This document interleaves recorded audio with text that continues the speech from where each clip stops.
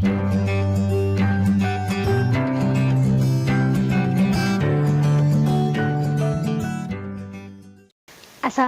warahmatullahi wabarakatuh. Halo teman-teman, bertemu lagi bersama Bu Yuni.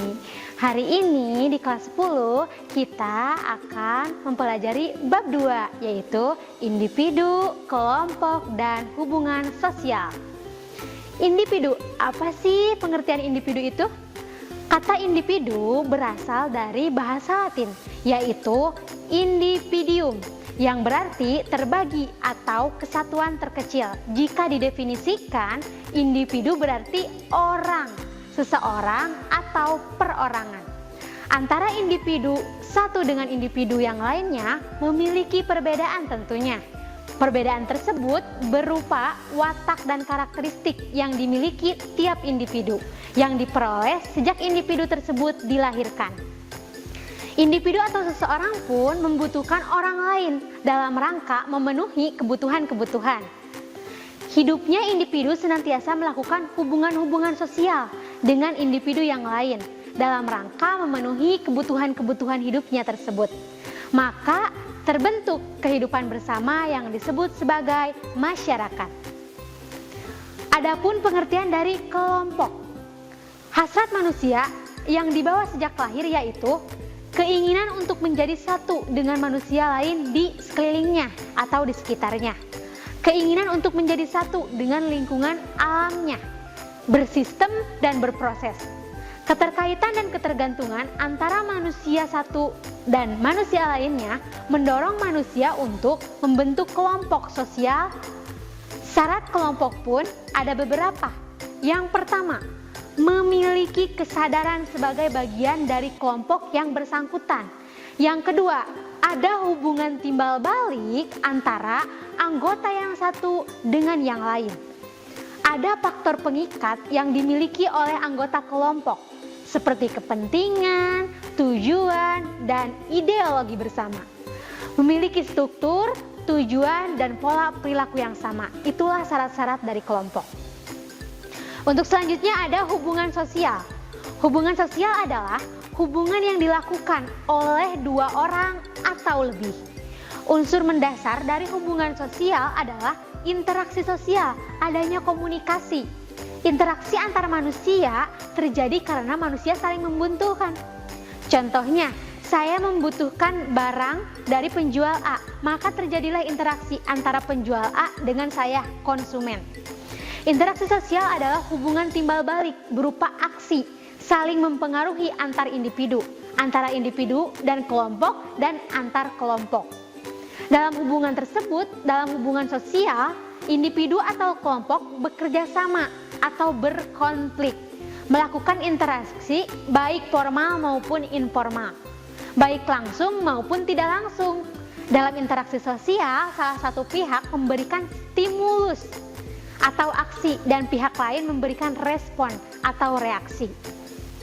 Syarat terjadinya interaksi sosial atau komunikasi antara satu dengan yang lainnya yaitu adanya kontak sosial. Kata kontak diturunkan dari bahasa Latin cum yang berarti bersama-sama dan tanger yang berarti menyentuh. Kontak sosial memiliki sifat-sifat sebagai berikut. Kontak sosial dapat bersifat positif atau negatif. Kontak sosial dapat bersifat primer atau sekunder. Adapun komunikasi. Komunikasi adalah pengiriman dan penerimaan pesan atau berita antara dua orang atau lebih, sehingga pesan yang dimaksud dapat dipahami. 5 unsur pokok dalam komunikasi yaitu komunikator, komunikan, pesan, media, dan efek.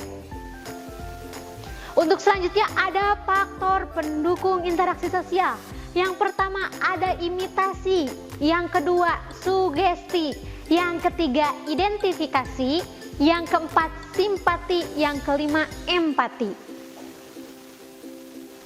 Untuk selanjutnya, sumber informasi yang mendasari interaksi seseorang dengan orang lain dilihat dari warna kulit, usia, jenis kelamin, penampilan fisik, bentuk tubuh, pakaian, dan wacana. Untuk selanjutnya, tahap pendekatan dan peregangan hubungan dalam interaksi sosial. Dalam interaksi sosial, tahap pendekatan terdiri dari proses memulai, menjajaki, meningkatkan, menyatu padukan, dan mempertalikan. Sementara itu, tahap perenggangan terdiri dari proses membeda-bedakan, membatasi, memacetkan, menghindari, dan memutuskan. Untuk selanjutnya ada bentuk-bentuk interaksi sosial. Dan untuk selanjutnya ada asimilasi versus akulturasi. Hubungan individu dan kelompok. Secara umum, interaksi sosial dapat terjadi antar individu, individu satu dengan individu yang lainnya, antara individu dan kelompok, serta antar kelompok. Hubungan sosial antar kelompok memiliki beberapa kriteria sebagai berikut. Kriteria fisiologis, kriteria kebudayaan, kriteria ekonomi, dan kriteria perilaku. Hubungan antara keteraturan sosial dan interaksi sosial. Keteraturan sosial merupakan hubungan yang selaras dan serasi antara interaksi sosial, nilai sosial, dan norma sosial. Artinya, hak dan kewajiban direalisasikan dengan nilai dan norma atau tata aturan yang berlaku. Untuk selanjutnya, menurut proses terbentuknya, keteraturan sosial terjadi melalui tahap-tahap berikut. Tertib sosial, lalu ke order, lalu ke ajekan, lalu pola dan keteraturan sosial. Selanjutnya ada status dan peran dalam interaksi sosial. Status dan peran seseorang mempengaruhi cara atau bentuk interaksi sosialnya. Status atau kedudukan merupakan posisi seseorang secara umum di masyarakat dalam hubungannya dengan orang lain. Adapun menurut ahli yaitu Rob Linton, dalam kehidupan masyarakat terdapat 3 macam status. Ada ascribed status, ada achieved status, dan ada ascendant status. Peran merupakan aspek dinamis dari kedudukan atau status. Peran adalah perilaku yang diharapkan oleh pihak lain terhadap seseorang dalam melaksanakan hak dan kewajiban sesuai dengan status yang dimilikinya. Sama seperti status, peran dapat dimiliki manusia sejak lahir atau diperoleh dari lingkungan sosial. Peran-peran tersebut harus dilaksanakan sekaligus.